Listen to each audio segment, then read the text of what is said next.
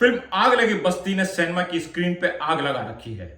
और ये आग किसने लगाई है? क्या फहद मुस्तफा फवाद खान से बड़ा एक्टर है और ज्यादा फुटफॉल जनरेट कर सकता है? क्या माहिरा खान 42 साल की उम्र में भी हीरोइन आ सकती है? इस फिल्म में आखिर आग लगाई किसने है? फहद मुस्तफा और माहिरा खान की एक्स्ट्रा ऑर्डिनरी केमिस्ट्री ने, जावेद शेख के पागलपन ने, ताबिश हाशमी ने, या फिर एक सरप्राइज जोड़ी आशिक और माशूक की, अली अब्दुल्ला और उसामा बिन अतीक की।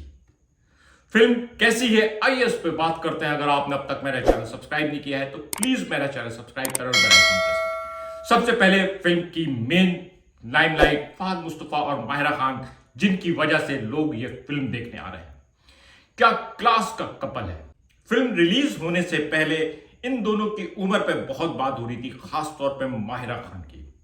और माहिरा खान ने इस फिल्म में अपनी एक्टिंग से उन तमाम लोगों को शटअप कॉल दी है जो उसकी उम्र पे बात कर रहे थे।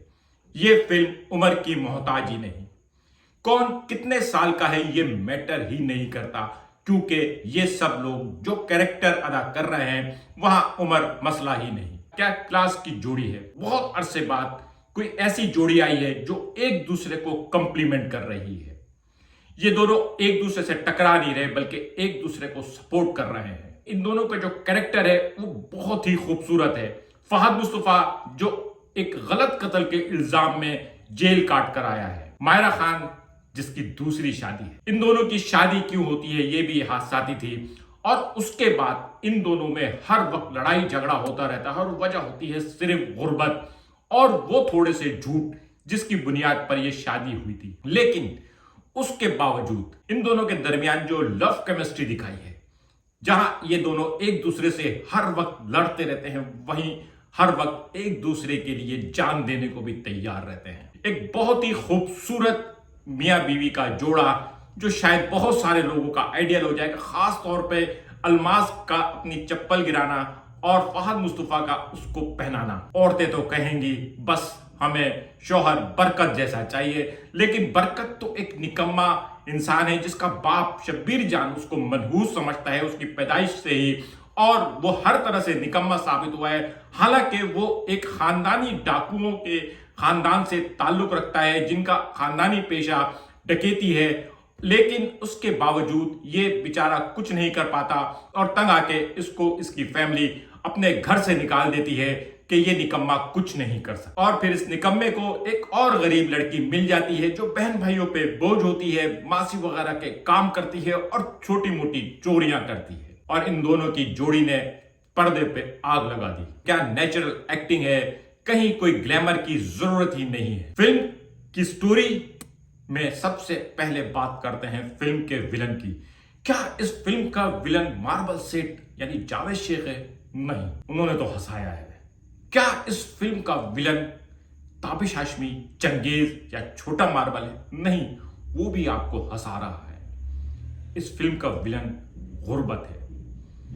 आप याद रखें, फिल्म का विलन वो होता है जिससे मेन हीरो और हीरोइन लड़ रहे हैं, और यहां अलमास और बरकत गुर्बत से लड़ रहे हैं। बेतहाशा गरीब, इससे अंदाजा लगा लें फहद मुस्तफा बाथरूम साफ करने वाला बना है और अलमास जो है वो घरों में जाके मासी के काम करती है।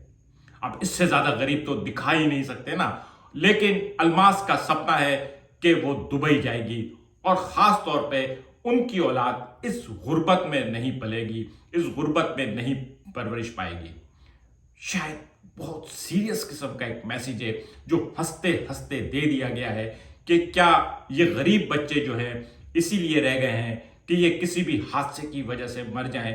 क्या ये गरीब बच्चे इसीलिए पैदा हो गए हैं रोडों पे भीख मांगते, रोडों पे छोटे मोटे काम करते हुए अपनी जिंदगी गंवा दें, या फिर इन बच्चों को एक बेहतर लाइफ चाहिए? जुर्म की एक ही वजह होती है, लालच।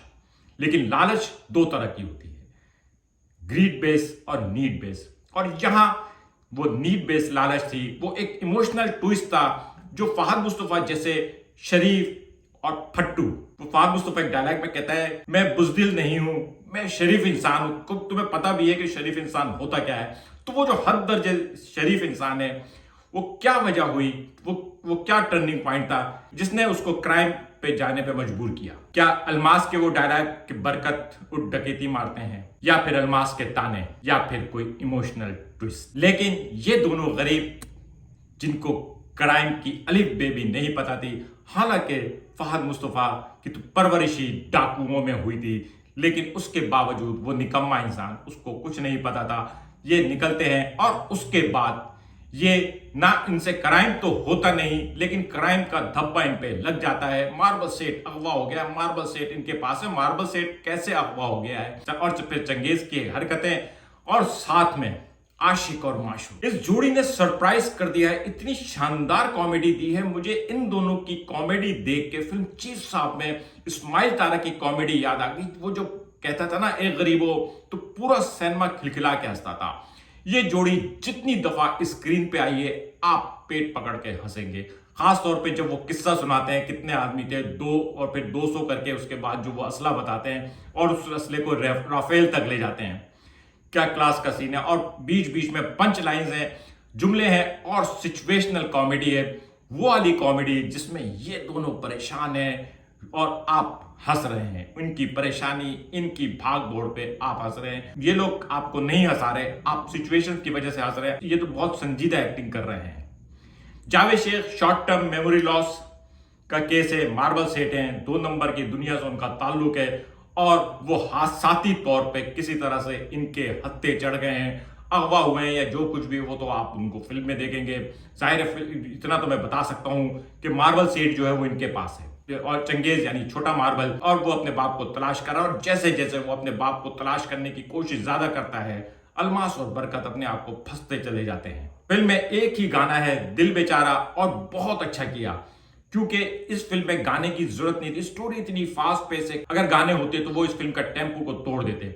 और बगैर गानों के, बगैर आइटम नंबर के, क्योंकि डायरेक्टर को पता था कि उसके पास कंटेंट है, कंटेंट किंग है। और वही बात है, जब आपके पास कंटेंट हो तो फिर आपको आइटम नंबर की जरूरत नहीं होती, बिला वजह के गानों की जरूरत नहीं होती। ये बगैर गाने के फिल्म चल रही है और अपने दम पे चल रही है, और इस तरह से चल रही है कि कोई भी शो खाली नहीं है, काउंटर पे टिकट नहीं मिल रहा। आप रात के 3 बजे वाला भी शो देखने जाएंगे तो उम्मीद रखें कि आपको टिकट नहीं मिलेगा, इसलिए बेहतर है कि ऑनलाइन बुकिंग कर लें और सर्च करते जाएं कि कौन सा पहला शो आपको अवेलेबल है। लोकेशन मेरा प्यारा कराची, मेरा खूबसूरत कराची, मेरे कराची की गुर्बत, मेरे कराची की खूबसूरती बिलाल आतिफ खान ने बहुत खूबसूरती से पेश किया है। और ये इतना बड़ा शहर है, जब गुर्बत देखने जाएंगे तो ऐसा लगेगा इस शहर से ज्यादा गुर्बत कहीं नहीं है। जब आप कचरा देखने जाएंगे तो आपको लगेगा इस शहर से ज्यादा गंदा शहर कोई नहीं है। और जब आप इलीट इलाका देखने जाएंगे तो आपको लगेगा कि इस शहर से ज्यादा अमीर लोग तो पाकिस्तान में कहीं नहीं बसते। ये शहर पता नहीं कितने शेड्स अपने अंदर लिए हुए हैं, और बिलाल आतिफ ने इन तमाम रंग को बहुत खूबसूरती से पेश किया है। कराची वालों के लिए एक डिलाइट है।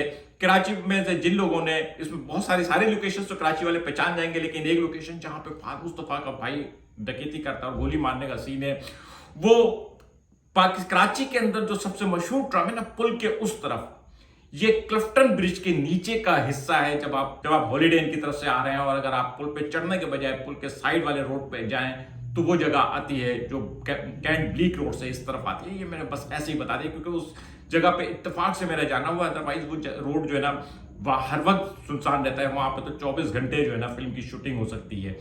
इस तरह की डायरेक्टर ने इतनी शानदार लोकेशंस निकाली है जहां शायद ही कभी किसी का गुजर हुआ। जो लोग हमेशा से वहां रहते हैं वो भी शायद उन गलियों से नहीं गुजरे हो जिन गलियों में बिलाल आतिफ ने ये किया है। माहिरा खान से पोछा लगवा दिया है, और फहद मुस्तफा क्या कमाल एक्टिंग की है। शादी के बाद रोजमर्रा की जिंदगी के बीच में कहीं ये फिल्म आपको सपना भी दिखाती है। इस फिल्म में सपना भी है और इस फिल्म में अपना भी है। फिल्में 2 ही तरह की अच्छी लगती है ना, जो या तो आपको सपने दिखाए या आपको अपनी लगे। तो ये कराची वालों को तो खास तौर पे अपनी सी लगेगी, पाकिस्तान वालों को भी बहुत पसंद आएगी। लेकिन इस वक्त बुल्ला और आग लगे बस्ती में का ठीक ठाक मुकाबला है। ये बिल्कुल इस वक्त ऐसा ही बन गया है जैसे PSL में कराची किंग्स और लाहौर कलंदर। अगर पंजाब में बुल्ला जो है वो कामयाबी के झंडे गाड़ रहा है तो कराची में आग लगे बस्ती में क्या किसी शो का टिकट नहीं मिल रहा। आज का व्लॉग कैसा लगा कमेंट करके बताइएगा। मिलेगा अगला किसी व्लॉग के साथ। शुक्रिया।